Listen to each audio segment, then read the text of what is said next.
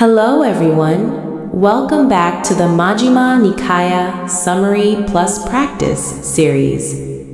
Lesson 10, the Discourse on the Foundations of Mindfulness, Satipaṭṭhāna Sutta. Today we will explore the Discourse on the Foundations of Mindfulness, Satipaṭṭhāna Sutta, the 10th discourse in the middle-length discourses, Majjhima Nikāya. The Satipaṭṭhāna Sutta is one of the most well-known and influential discourses in the entire Pali Canon. It presents the Buddha's systematic method for cultivating mindfulness and directly realizing liberation. Throughout Buddhist history, this discourse has been regarded as one of the clearest practical guides for developing wisdom through direct observation of experience. The discourse begins with a remarkable statement from the Buddha. He declares that this is the direct path for the purification of beings, for overcoming sorrow and lamentation, for the disappearance of pain and grief, for entering the right path, and for realizing Nibbāna. This introduction immediately tells us how important mindfulness is in the Buddha's teaching. Mindfulness is not simply a relaxation technique. It is not merely paying attention. It is the path that gradually leads to freedom from suffering. The Buddha organizes this practice into 4 foundations of mindfulness. These are mindfulness of the body, mindfulness of feelings, mindfulness of the mind, and mindfulness of mental phenomena. Together, these 4 foundations provide a complete framework for understanding ourselves and the nature of reality. The first foundation is mindfulness of the body. The Buddha begins with something very simple, the breath. A practitioner knows when breathing in. A practitioner knows when breathing out. Whether the breath is long or short, deep or shallow, one simply observes it with clear awareness. The purpose is not to control the breath, but to understand it exactly as it is. As mindfulness develops, the practitioner becomes aware of the entire body while breathing and gradually calms bodily activity. The Buddha then expands mindfulness to every physical activity: walking, standing, sitting, lying down, eating, drinking, speaking, working, even wearing robes or carrying a bowl. Every ordinary action becomes an opportunity for mindful awareness. This teaches us that meditation is not limited to sitting with closed eyes. Mindfulness accompanies every moment of daily life. The Buddha also encourages contemplation of the body's true nature. He asks practitioners to reflect upon the body's anatomical parts, such as hair, nails, teeth, skin, flesh, bones, organs, blood, and other physical elements. This contemplation is not intended to create disgust. Rather, it reduces attachment by helping us see the body realistically instead of through the lens of vanity or craving. He further teaches contemplation of the 4 great elements: earth, water, fire, and air.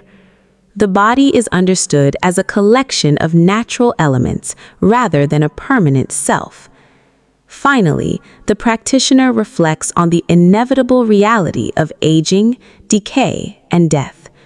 By contemplating the body honestly, attachment gradually weakens and wisdom grows.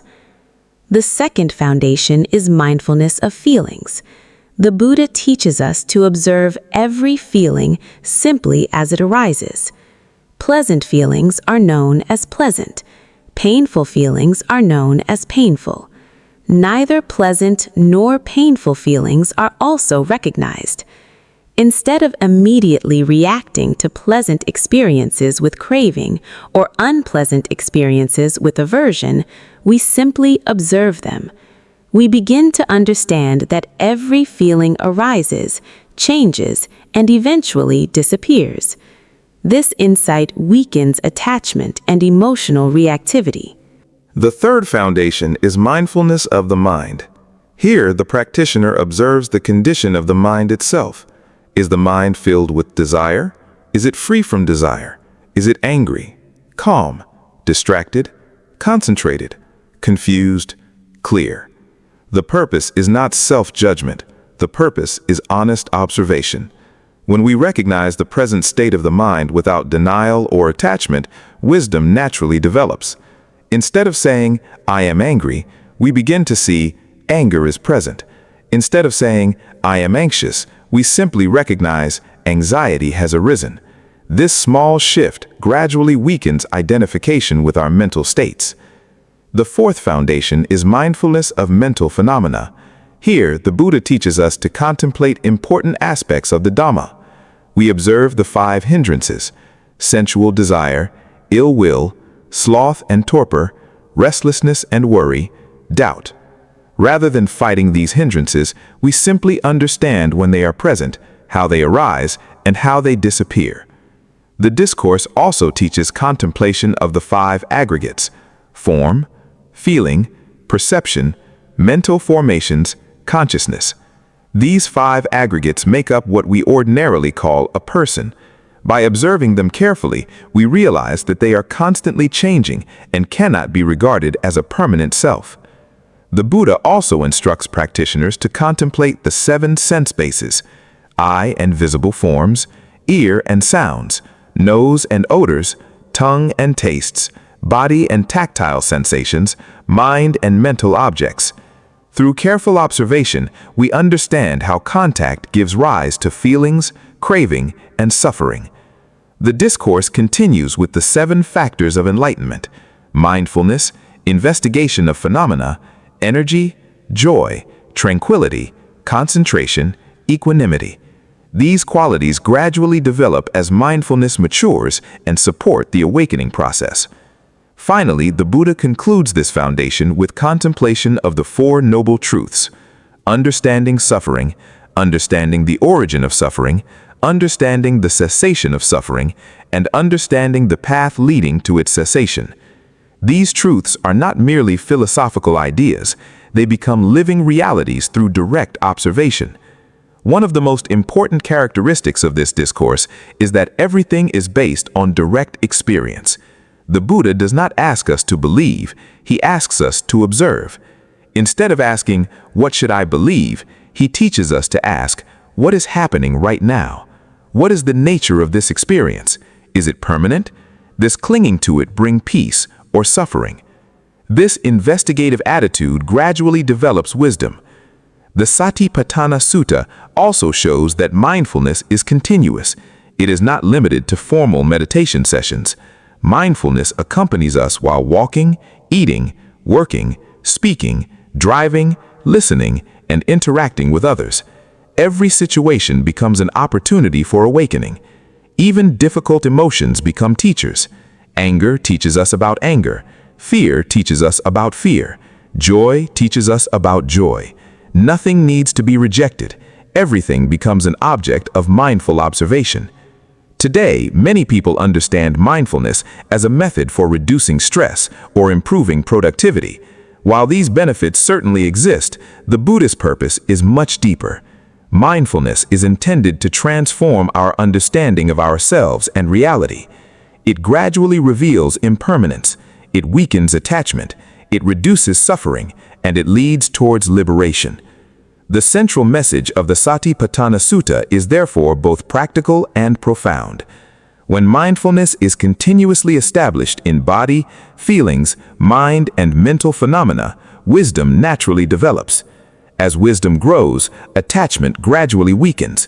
As attachment weakens, suffering comes to an end. That's all for the summary. Let's now move on to the practice. Practice. Hello, everyone. To apply the spirit of this discourse in daily life, we can begin with the following 8 practices. 1. Begin each day with mindful breathing. Spend 5 to 10 minutes observing your natural breath without trying to change it. Let the breath become your anchor for developing mindfulness. 2. Practice mindfulness during ordinary activities.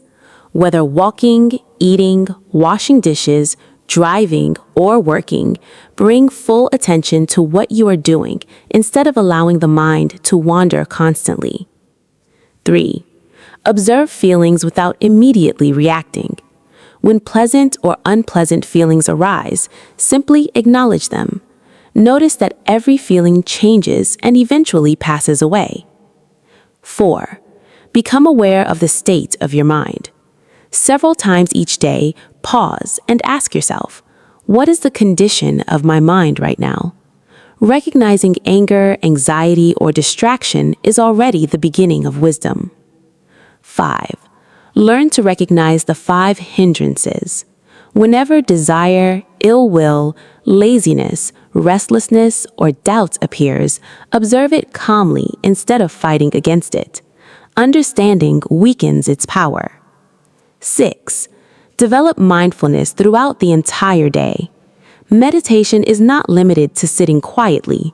Every conversation, every meal, and every task provides another opportunity to cultivate awareness.